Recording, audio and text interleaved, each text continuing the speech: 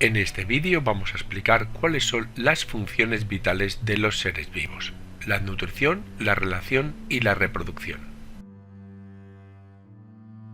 La nutrición consiste en alimentarse.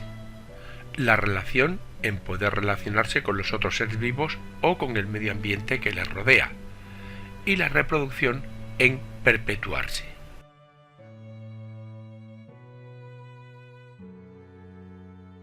Y empezaremos explicando la nutrición. Las fases de las que consta la nutrición son tres: la ingestión, esto es, la entrada de material al interior de un ser vivo; el metabolismo, el conjunto de reacciones químicas que ocurren en las células de un organismo y que permiten obtener la energía y los materiales necesarios para vivir; y la excreción, la expulsión del material de desecho hacia el exterior. Pero nosotros vamos a centrarnos ahora en el metabolismo. Y este metabolismo les permite a los seres vivos un doble objetivo: por una parte renovar y conservar las estructuras del organismo y por otra obtener energía para realizar las funciones vitales. Todo esto les obliga a tomar sustancias del medio que rodea al ser vivo y realizar el metabolismo celular en sus células. Por tanto, el metabolismo celular es el conjunto de reacciones químicas que ocurren en el interior de la célula y le permiten obtener los nutrientes y la energía necesaria para vivir. Y tiene dos fases: el catabolismo y el anabolismo. El primero consiste en destruir moléculas complejas para obtener moléculas simples, por tanto libera energía, mientras que el segundo es todo lo contrario: fabricar moléculas complejas a partir de moléculas simples, por tanto produce energía. Ambos procesos están acoplados, puesto que uno depende del otro. Lo podemos apreciar en esta imagen que tenemos a continuación. Por tanto, el catabolismo y el anabolismo producen o liberan energía, materia y productos de desecho. Y estos productos de desecho han de ser expulsados del organismo. Por lo que respecta a la nutrición, puede ser autótrofa o heterótrofa. Vamos a ver las diferencias entre una y otra. En la autótrofa se toma la materia inorgánica convirtiéndose en orgánica, mientras que en la heterótrofa se toma la materia orgánica del medio que le rodea. Esto significa que los seres vivos con nutrición autótrofa no necesitan de otros para alimentarse, mientras que los de la heterótrofa sí. Por tanto, los primeros generan sus propios alimentos, mientras que los segundos no. Los seres autótrofos son el primer eslabón de la cadena alimentaria, es decir, los productores de alimentos, mientras que los heterótrofos no lo son, ya que son consumidores de dichos alimentos. Los autótrofos son los más abundantes en la naturaleza al ser los productores de alimentos o primarios, mientras que los heterótrofos son menos abundantes que los primeros. Y ejemplos de autótrofos serían las plantas, las algas y algunas bacterias, mientras que de los heterótrofos serían los animales, los hongos y casi todas las bacterias.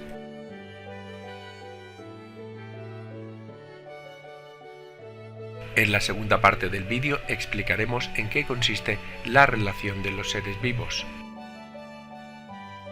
Y al igual que la nutrición tiene tres fases: el cambio en el entorno que rodea al ser vivo, la detección, que es la captación de estos cambios por parte de dicho ser vivo, y la respuesta de éste ante los cambios.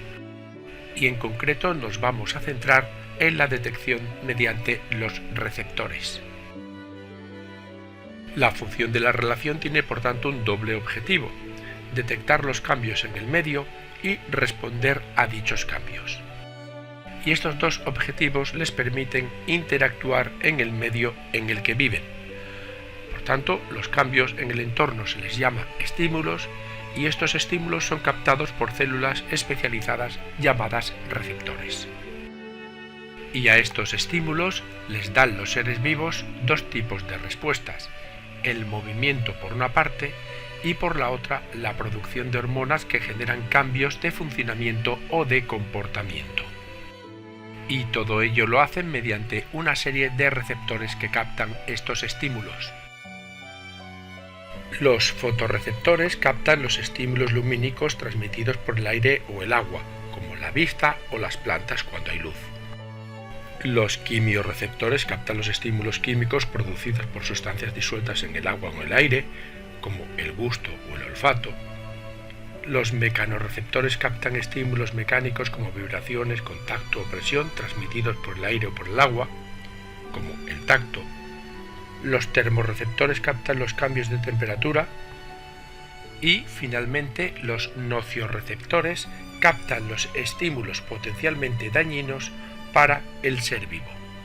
Todos estos receptores están asociados a los diferentes órganos de los sentidos de los seres vivos. Y en la tercera parte del vídeo explicaremos la reproducción. Esta también consta de 3 fases: la gametogénesis, que es la formación de gametos, unas células especializadas, una masculina y otra femenina; la fertilización, la fusión de los citoplasmas y núcleos de ambos gametos originando una nueva célula, el cigoto, que es una recombinación genética de ambos gametos; y la gestación, el periodo por el que el cigoto pasa por varios procesos hasta convertirse en un nuevo individuo. En este capítulo nos vamos a centrar exclusivamente en la fertilización. La reproducción les permite a los seres vivos un objetivo muy claro: perpetuar la especie, y puede ser de 2 tipos, asexual o sexual. Vamos a hacer un pequeño resumen de los 2 tipos de reproducción existentes. En la asexual no intervienen células especializadas, mientras que en la sexual sí, los cigotos. Por tanto, en la primera no hay intercambio genético, mientras que en la reproducción sexual sí que lo hay.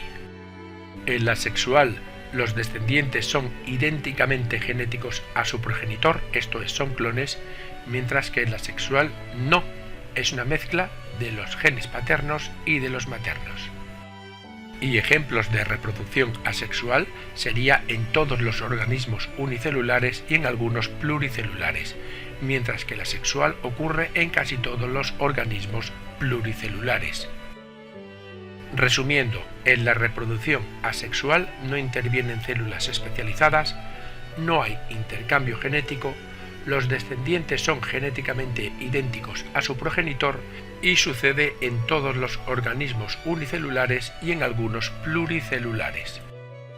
Y esta suele ser de 3 tipos: la bipartición, que consiste en que la célula se divide en 2 de tamaño similar; la gemación, donde la división crea 2 células de tamaño diferente; y la esporulación. A partir de una célula se crean muchas otras por división múltiple de su núcleo. Por el contrario, en la reproducción sexual sí intervienen células especializadas o gametos de diferente sexo. Hay intercambio genético, los descendientes son una mezcla de ambos progenitores y ocurre en casi todos los organismos pluricelulares. En la imagen podemos ver a los 2 progenitores que genera cada uno de ellos los gametos masculinos y femeninos respectivamente.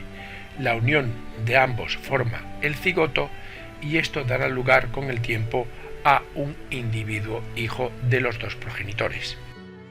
Como dato curioso diremos que hay una reproducción llamada alternante, en el que algunas especies realizan los 2 tipos de reproducción, la sexual y la asexual, en un mismo ciclo vital. Y finalizamos hablando de las ventajas y desventajas de ambas reproducciones. La expansión de la especie es muy rápida en la asexual, mientras que en la sexual es más lenta. Por tanto, la primera es mucho más sencilla que la segunda. La asexual no requiere movilidad, ya que se pueden reproducir organismos en una sola área, mientras que en la segunda requiere movilidad para encontrar un miembro del otro sexo. En la primera no se necesita pareja, mientras que en la segunda sí. El desgaste de energía en la asexual es muy poco, mientras que en la segunda es más elevado por las operaciones previas a la fecundación. En la primera no existe diversidad, mientras que en la segunda se permite la diversidad al haber intercambio de material genético. Y finalmente, en la asexual, al no haber variaciones, ya que son clones, no se desarrolla la capacidad de adaptación y supervivencia frente a los cambios del medio, mientras que en la sexual sí que hay capacidad de adaptación frente a los cambios que ocurran en el medio. Y esto ha sido todo. Muchas gracias por escucharme y espero que te haya servido de ayuda. Para más información entra en yucam.com.